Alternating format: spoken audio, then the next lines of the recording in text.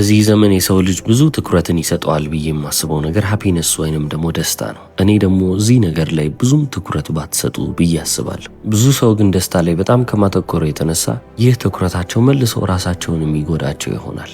አብዛኛው ጊዜም ደግሞ ይህንን ሲፈጠር ተመልክተነዋል።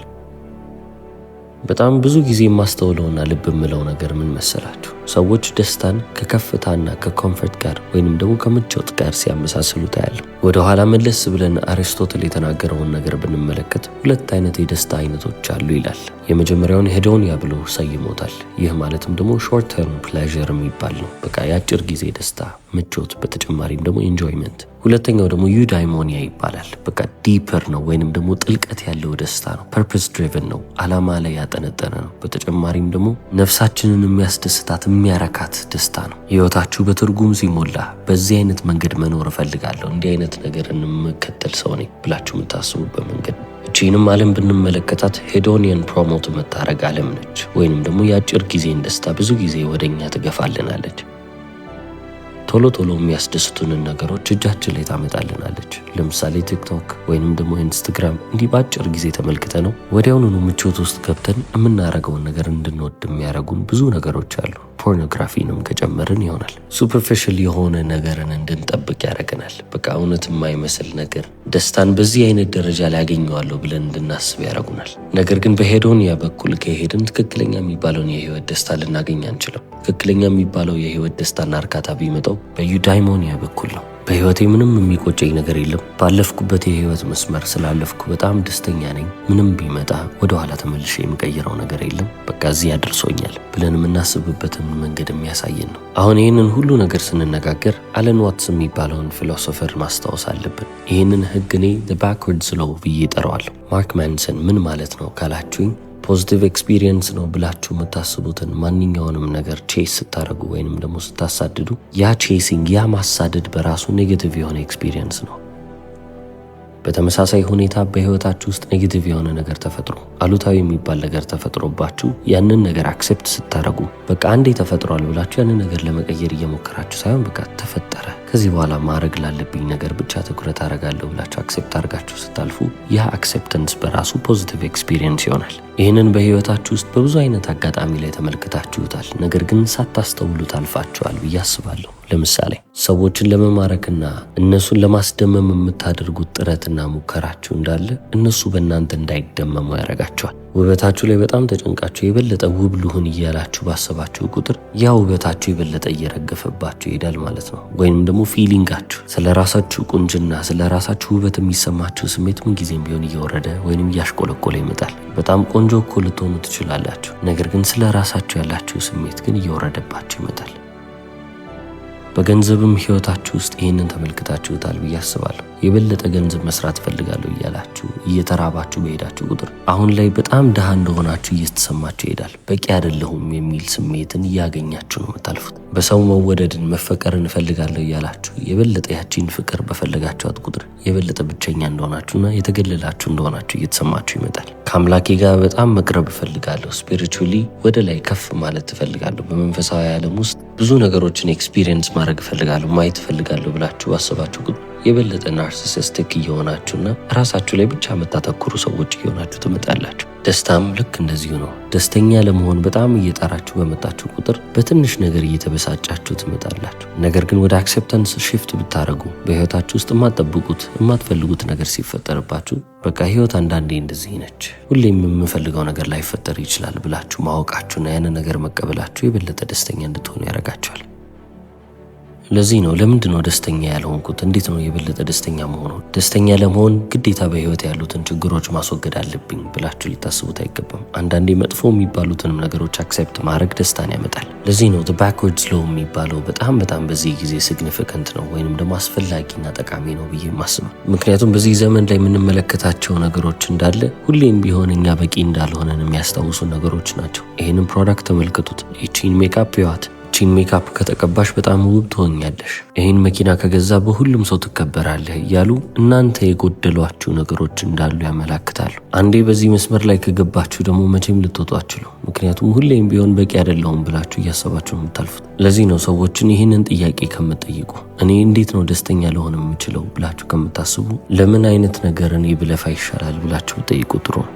ብዙ ጊዜ እኔም ኦዲየንሶቼን ወይም ተመልካቾቼን የምጠይቀው ነገር ነው፣ እናንተ የምትወዱት ነገር ግን የሚያሰቃያችሁ ስቃይ ምንድን ነው?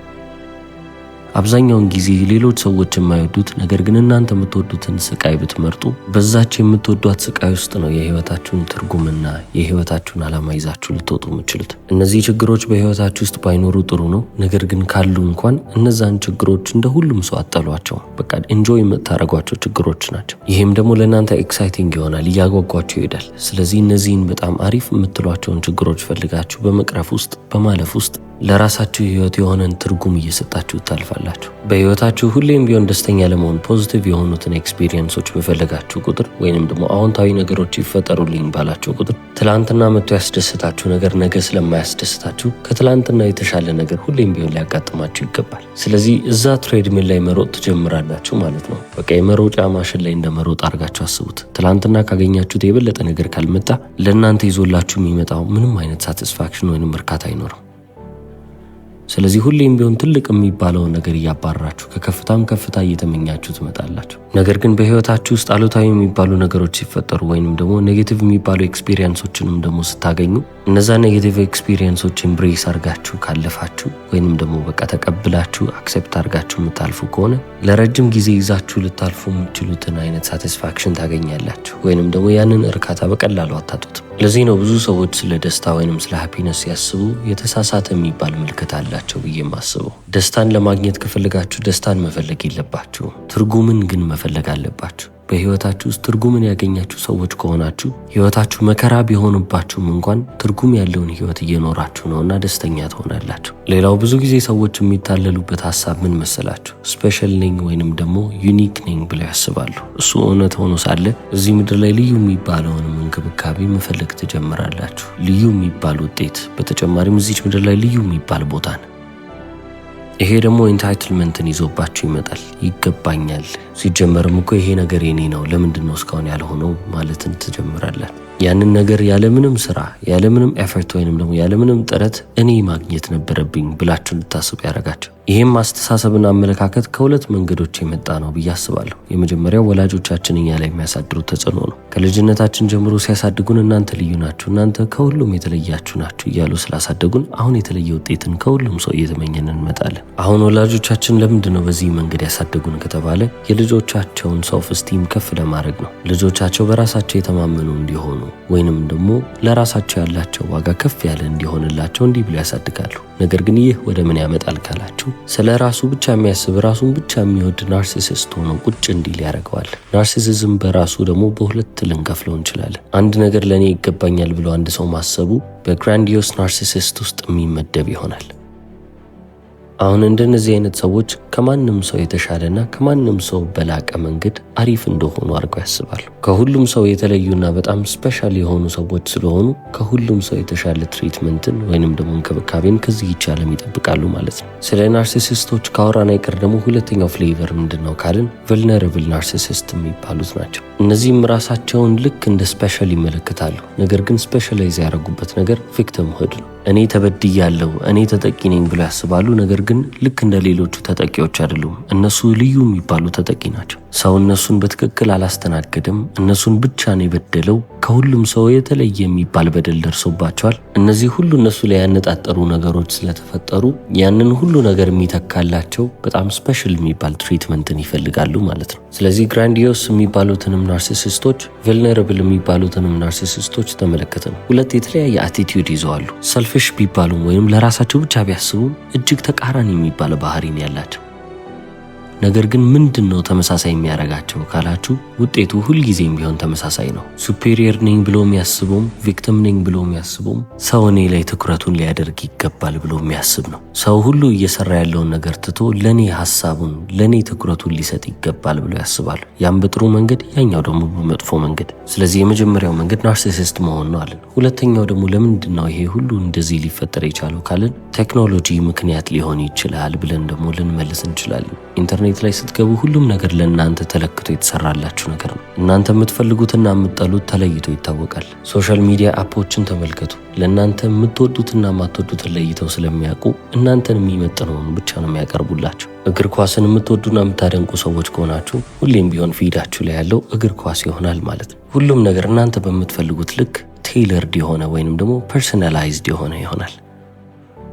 ማስታወቂያዎችንም እንኳን ተመልከቱ። እናንተ የጎደላችሁን ነገር የሚሞሉላችሁን ማስታወቂያዎች ነው የምታዩት። ሁሌም ቢሆን ኢንተርኔት ላይ ገብታችሁ ሰርች የምታደርጉት ነገር ምናልባትም ጥርሳችሁ ላይ የተፈጠረ የሆነች ነገር ካለች የፊታችሁን ገጽታ ምን ያህል ሊያሳምረው የሚችል የሆነ ማስታወቂያ ትመለከታላችሁ። ጥርሳችሁ እንዴት ሊስተካከልን የሚችል የሚያሳይ ማስታወቂያ ታያላችሁ። እነዛን ማስታወቂያዎች አይታችሁ ፕሮሚስ የሚያደርጉላችሁ ቃል የሚገቡላችሁ ነገሮች ስትመለከቱ አሃ እንደዚህ ካረጉልኝ እኔ ፐርፌክት ሆናለሁ፣ እስካሁን ግን አይደለሁም የሚል አመለካከትን ይዛችሁ ታልፋላችሁ። ስለዚህ ሁሌም ቢሆን የሆነ ነገር እንደጎደለው ሰው በቂ አይደለሁም ብሎ እንደሚያስብ ሰው እያሰባችሁ እንድትሄዱ ያደርጋቸዋል። ሀብትም ካለ ገንዘብም ካለ ከዚህ በላይ የሚጠቅምህ ነገር ይሄ ነው። እቺን መኪና ስትገዛ ሁሉም ሰው ዞር ብሎ ያያል፣ ያከብራል ተብሎ ማስታወቂያ ይሰራል። በወር ብዙ ገንዘብ እያገኘ ያለውም ሰው ብዙ ገንዘብ እያገኘ መሆኑን ይረሳና የሚፈልገውን ነገር ይመለከታል ማለት ነው። ያለኝ ነገር በቂ አይደለም ማለት ነው የሚልን አመለካከት በአይምሮ ውስጥ እንዲቀርጽ ያደርገዋል።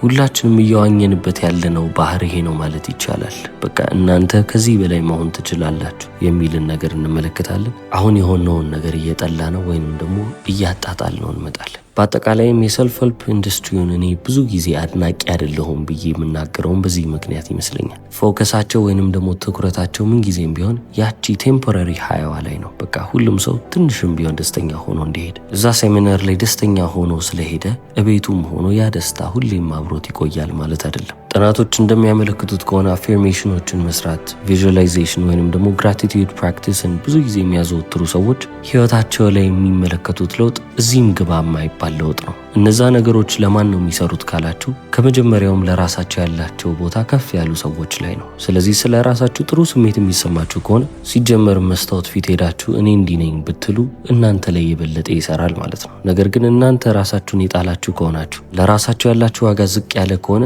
መስታወት ፊት ምንም ያልሄዳችሁ እኔ እንዲህ ነኝ ብትሉ ያንን ነገር የምታምኑ ሰዎች አትሆኑ። ስለዚህ ያ ዘዴ ያ ቴክኒክ ለእናንተ አይሰራም ማለት ነው። ስለዚህ እነዚህ አፌርሜሽኖች ወይንም ደግሞ ብዙ ጊዜ ሰልፍ ሄልፕ ኢንዱስትሪ ውስጥ የሚነገሩት ቪዥዋላይዜሽኖች፣ ግራቲቲዩድ ፕራክቲሶች የሚሰሩት የሚጠቅሙትም ለማይፈልጓቸው ሰዎች ነው። እናንተ ይህን ነገር ማድረግ አይጠበቅብኝም እኔ እንዲህ ነኝ ብላችሁ አንዴ ለራሳችሁ አምናችሁ የምትንቀሳቀሱ ሰዎች ስትሆኑ እነዛ ቴክኒኮች እነዛ ሜቶዶች ለእናንተ የበለጠ እየሰሩላችሁ ይመጣሉ። አለበለዚያ ግን ልፋት ብቻ ነው። ወደ ራሴ ህይወት ልመልሳችሁና በሀያዎቹ ዕድሜዎች ውስጥ በነበርኩበት ሰዓት ላይ ስለ ዴቨሎፕመንታል ሳይኮሎጂ ትልቅ የሚባል ኢንትረስት ነበረኝ። በቃ ፍላጎቴ ከፍ ያለ ነበር። ስለዚህ ብዙ ሳይኮሎጂስቶች የጻፏቸውን ነገሮች ማንበብና እነሱ የሚያጠኑትን ነገር ማጥናት ጀመርኩ ማለት ነው። አሁንም ሲምፕሊፋይ አድርገው ካላችሁኝ በጣም በቀላል መንገድ ህይወትን በተለያዩ የህይወት ክፍሎች ላይ እንዴት እንደምንመለከታት እነግራቸዋለሁ። የመጀመሪያው ልጅነታችን ነው። ከዛም ደግሞ እያደግን እንመጣለን። ከዛም ደግሞ አዋቂ እንባላለን።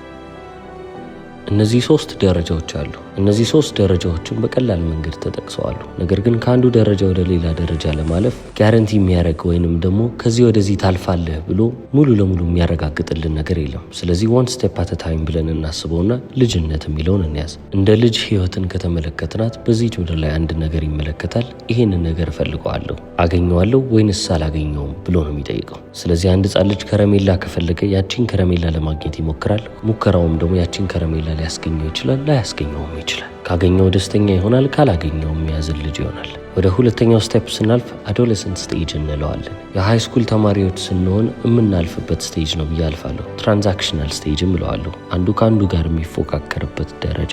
ስለዚህ እዚህኛው ስቴጅ ላይ ስትሆኑ እናንተ ብቻ ሳትሆኑ የዓለም አመለካከት ያላችሁ፣ ሌሎች ሰዎችም እቺን ዓለም የሚመለከቱበት የራሳቸው መነጽር እንዳለ ትገነዘባላችሁ። ስለዚህ በዛ መሰረት ታልፋላችሁ ማለት ነው። ቅድም አንዱ ህፃን ልጅ ከረሜላ ፈልጋለሁ አለ። ከረሜላውን ካላገኘ ግግም ይላል ማለት ነው። እዚህኛው ደረጃ ላይ ግን ካላችሁ ከረሜላዬን እንዳገኝ የትኛውን ሰው ማሳመን አለብኝ ማለት ነው። ማንን እንደዚህ አድርጌ ባሳመን ነው ይህን ነገር ላገኝ የምችለው የሚልን አመለካከት እናመጣለን። ወደ ሶስተኛው ደረጃ ስናልፍ አደልትሁድን እናገኘዋለን። አክሴፕተንስ ስቴጅ እለዋለሁ። በቃ ራሳችሁን የምትቀበሉበት ደረጃ ነው። ብዙ ሰዎች አይደንቲቲ ያለኝ ብለው የሚያስቡበት ደረጃ ነው። እኔ ማንነቴ ይሄ ነው፣ ቴክ ኢት ኦር ሊቭ ኢት፣ ወይንም ደግሞ ተቀበሉኝ አለበለዚያ ትታችሁኝ ሂዱ የሚሉበት መንገድ። ብዙ ሰው ስታክ ያደረገው ወይንም ደግሞ ደርቆ የቆመው እዚህ ደረጃ ላይ ነው ብዬ ማስብ ይሻለኛል። ምክንያቱም እውነታው እንደዛ ነው። ራሴን ልሁን ብላችሁ ሩቅ ልትጓዙ አትችሉም። ያው ራሳችሁን ሆናችሁ ሩቅ መጓዝ አትችሉም እያልኩ አይደለም። ነገር ግን ሁሌም ቢሆን ፐርፎርም ማድረግ አለብኝ የሚል አመለካከት አይምሯችሁ ውስጥ ይኖራል። ሁሉም ሰው እንደናንተ አይደለም። ሁሉም ሰው እናንተንም ሊረዳችሁ አይችልም።